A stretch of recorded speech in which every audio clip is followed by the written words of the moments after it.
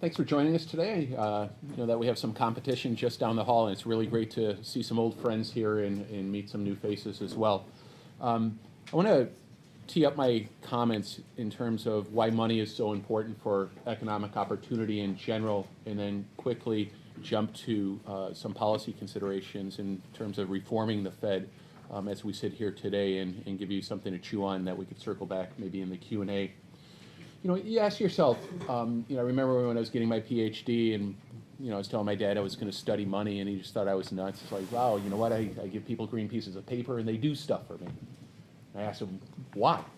I mean, why in the world would you do something for a little stupid green piece of paper? You know, in other countries, they don't do things for us with green pieces of paper. And there's a famous paper, Nairana Kocher-Lakota is the current president of the Minneapolis Federal Reserve Board, and he coined this term that money is memory. In small societies, you don't need money. You know, there's a house burning, let's suppose our community is about the size of this room. Your house is burning, everybody shows up, and they help out. And if you don't show up, it's a real stigma, right? That is favors in this, when you're interacting a lot face-to-face with people, you can trade goods and services without much in terms of frictions. Now, if you want to scale an economy, you need something that acts as a claim check. And that something can be things like stone wheels in Micronesia. It could be cigarettes in a prisoner of war camp. Indeed, cigarettes did trade as in several prisoner of war camps as money. But if money is really a claim check, notice that it has to hold its store of value. And one of the things that we learned from these prisoner of war camp experiments was that, the prisoners are kind of clever. They're just like, a monetary policy authority. They like to print money. And so when the Red Cross would drop off cigarettes, they'd unroll them and they'd make 2 cigarettes out of 1. You'd have $2 rather than just 1 cigarette. Right? And what would you see? As the rations were being traded for cigarettes, the price would go up. That is, the money didn't hold its store of value. In not holding its store of value, you'd see consequences for the real economy. Likewise, when rations weren't delivered frequently, when there's a slowdown in the delivery of the rations, there was a slowdown in the prisoner of war economy. There weren't enough monetary services. There weren't enough of those claim checks that were circulating. So the store of value is really important here in terms of letting money, whether it's an exchange economy like a prisoner of war camp or a production economy where you need to innovate. I've got an idea, you've got the resources, we can get together and both be better off. It's important that that claim check holds up to its promise. And as we sit here today, there are some proposals that would affect the integrity of that promise. Importantly, it concerns how the presidents of the Federal Reserve banks are nominated and confirmed.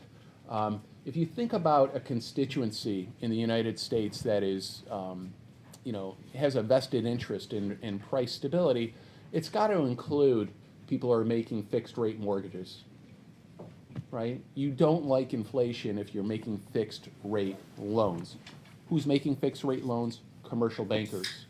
How do the district bank presidents, the 12 district bank presidents, who nominates those 12 people?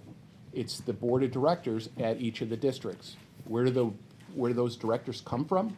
They're elected by the bankers that are in that district. They're supported by the people who have a vested interest in price stability.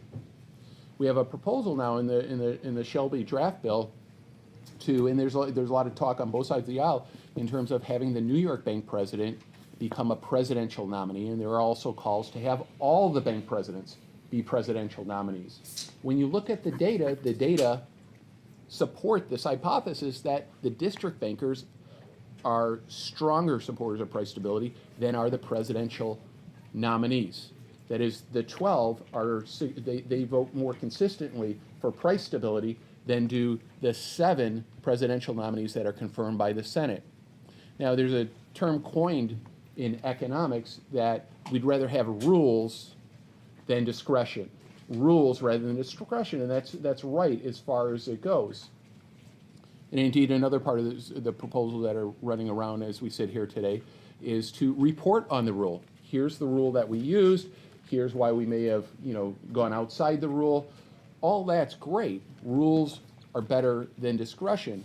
I would argue that incentives are even better than rules, right? It matters how you get to the table. It matters how you get to the FOMC roundtable in terms of how you're going to implement those rules. If your incentives are stronger for price stability, as the data and the theory suggests the president's are, well, you want to keep that institution in place.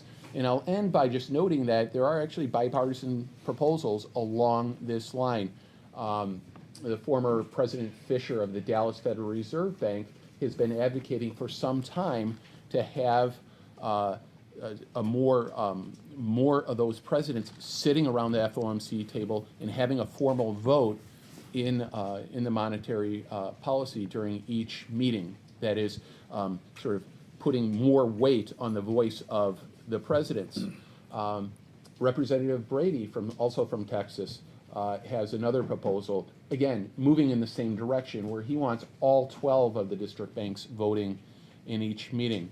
So one of the things I think a lot about is the incentives. What are the incentives that the nomination and the confirmation process bring to the table?